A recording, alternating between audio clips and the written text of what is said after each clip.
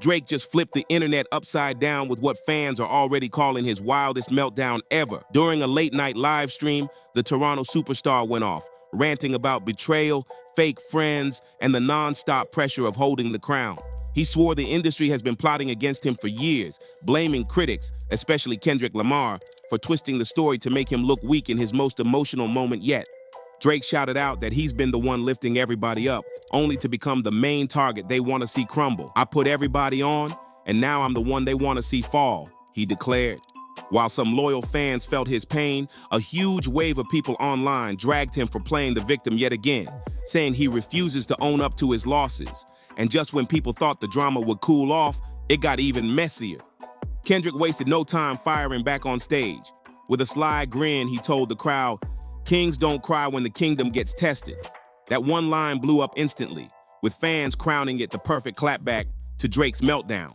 Now, the hip-hop world is split straight down the middle. Is Drake really being misunderstood? Or did Kendrick just prove once again why he's the real king running this game? But the chaos didn't stop there. Drake kept spiraling, launching into another fiery rant at his own concert, this time looking even more unstable and unpredictable.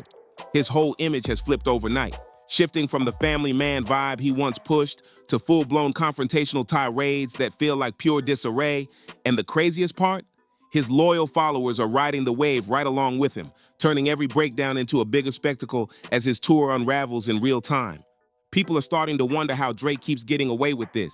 If it were another artist known for public meltdowns, the media would have torn them apart by now. Instead, Drake's erratic behavior seems to be brushed aside, even though his decline is playing out right in front of the world. And critics say it's looking more and more like the fall of one of rap's biggest names. The problem? The crew around him. Instead of checking him, they keep gassing him up, pushing him deeper into this exaggerated, almost cartoonish version of himself. That constant validation is dragging him further from reality and making the downfall even more obvious with each passing show. And the receipts keep piling up. This latest meltdown didn't happen in isolation. It follows a messy trail of tour drama. Fans have already seen him on stage denying that he's a snake, only to spark more suspicion with his own shady contradictions. Then came the canceled shows with no clear explanation. The humiliating moments when fans chucked toilet paper and water bottles at him, and those awkward slip-ups where he even forgot his own lyrics mid-performance. Each disaster has painted a darker picture of an artist losing grip right before our eyes. But this most recent outburst hit a whole new low. It didn't feel like a polished performance. It felt like a rambling, incoherent breakdown. Observers compared it to watching a chaotic audition tape that should have never seen the light of day. Instead of controlling the story and proving his dominance, Drake came across like someone desperately trying to piece together a narrative that nobody's buying anymore. These rants are only making things messier. Drake keeps forcing this victim storyline, but the more he leans into it, the more disconnected and unconvincing it looks in front of a global audience. His latest meltdown, now being dubbed his lose it moment, had fans in shock as he unleashed another confusing tirade right in the middle of his tour. In the bizarre rant, Drake shouted, "I had everybody tell me it would never happen for you. Well, it will never happen to you because you were on a TV show and you are a child actor." The line instantly sparked backlash because, let's be real, Drake himself was a teen actor on Degrassi, not some child star. The oddly specific wording left the crowd scratching their heads, and critics started breaking it down as yet another example of him trying to rewrite his own narrative. Drake painted himself as the underdog who was doubted because of his acting past, as if his early fame somehow blocked him from being respected in rap. But fans and industry voices were quick to call it out as nonsense. Having TV exposure and industry access gave him a head start, not a setback. Instead of sympathy, his words came off hollow and insecure, highlighting just how shaky his victim persona has become. Things spiraled further when Drake claimed his struggles came from being Canadian and not being seen as a real gangster. That contradiction hit hard. How can the same man who built his career off a polished global image now cry foul for not being respected as street enough?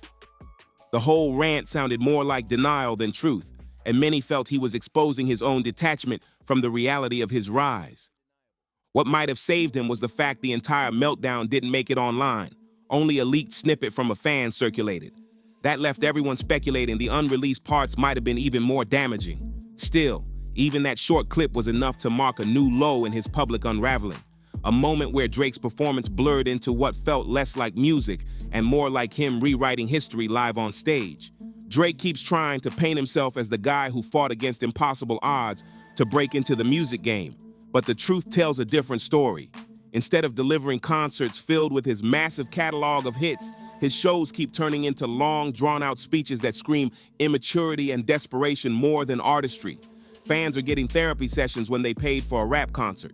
On stage, Drake demands validation in a way that feels less like performance and more like a cry for reassurance.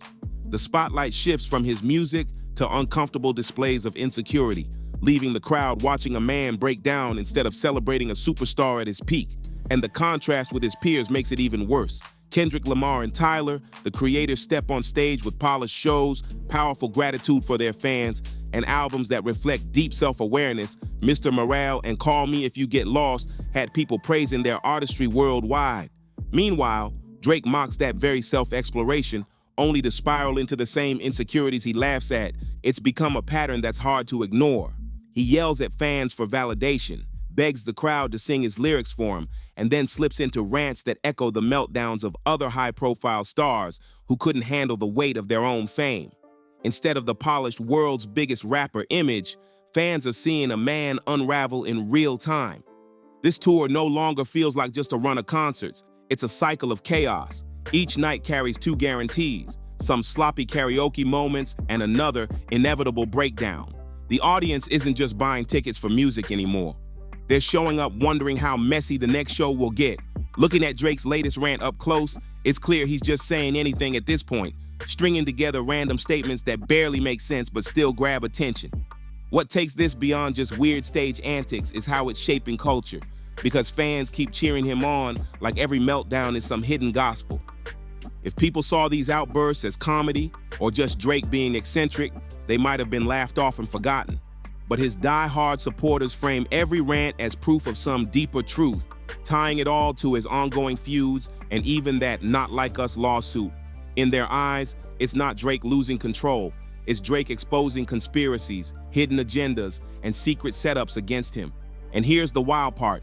The crazier the behavior gets, the more his core fan base doubles down. Instead of being turned off, they see his breakdowns as signs of strength. Every time critics call him out for playing the victim, his people spin it as evidence that he's being unfairly targeted. It's a full-blown paradox. The stranger he acts, the more loyal his base becomes. That cycle is dangerous because it feeds itself. The spectacle fuels the loyalty fuels more spectacle, and Drake gets pushed further into this spiral where perception and performance blur together. Now the pattern is impossible to ignore. A rapper with 2 decades of chart-topping success is trying to rebrand himself as the scrappy underdog who overcame impossible odds. And his fans, they're eating it up, no questions asked. Even with mountains of evidence proving otherwise, Drake's most loyal fans are locked in. For them, his victim storyline is gospel, and their non-stop support has turned into echo chambers that amplify every rant, meltdown, and off-script speech from this chaotic tour. At this point, it's not about music anymore. It's about building a culture of defensiveness and grievance that's now stamped onto the OVO brand itself. These aren't just fans, they're enforcers. Anytime someone tries to discuss new hip-hop drops or celebrate other artists, Drake's army jumps in with aggressive clapbacks, conspiracy theories, and claims that everything is rigged against him. And that culture shift is dangerous. By constantly staging these outbursts and pushing the idea that outside forces are plotting on him, Drake is carving himself deeper into a persona built on chaos and manipulation. It's like he's wearing a mask he won't take off until he walks away from the industry completely. And the scariest part? The OVO brand is now carrying the weight of this image. Instead of growing with hip-hop's new wave, OVO feels stuck, branded as bitter, obsessed with Kendrick Lamar, and desperate to rewrite history instead of moving forward. The story Drake is selling is one of betrayal, that every win by his rivals is something stolen from him. And now that twisted narrative has gone way beyond music. The release of OVO's new clothing line shows just how far the message has spread. These aren't just t-shirts, they're uniforms designed to scream victimhood, pushing the idea that Kendrick and the industry robbed Drake, while OVO plays the eternal wronged underdog. Drake and his crew are locking in this distorted identity and stamping it onto the OVO brand. Fans have even started calling themselves Icemen, hyping up this insider club vibe while leaning on strange imagery, like Pinocchio references to hidden secrets and delayed truths. And now, wild rumors about some mysterious red button have people convinced that all of Drake's meltdowns are actually part of some secret master plan waiting to be revealed. Instead of brushing off his victim rants, supporters are doubling down, showing their allegiance through symbolic clothing, online loyalty tests, and non-stop defenses in comment sections. But this is where the shift gets scary. Hip-hop used to thrive on competitive bars, lyrical heat, and artistry. Now the Drake conversation feels less about music and more about defending conspiracies that don't even have proof behind them. The OVO fanbase has drifted into a fantasy world. In this made-up mythology, spectacle replaces authenticity and conspiracy overshadows craft. Fans aren't just celebrating music, they're worshiping chaos dressed up as strategy. And Drake, whether he realizes it or not, is using OVO branding to feed it even more. Normally, hip-hop merch elevates culture. T-shirts and hoodies have always been powerful symbols of empowerment, identity, and artistic legacy. But OVO's latest drops don't celebrate music at all. They push a storyline of betrayal and victimhood. Instead of honoring his artistry, Drake is literally selling shirts that lock him into this wronged by the world narrative. And that move doesn't just look desperate.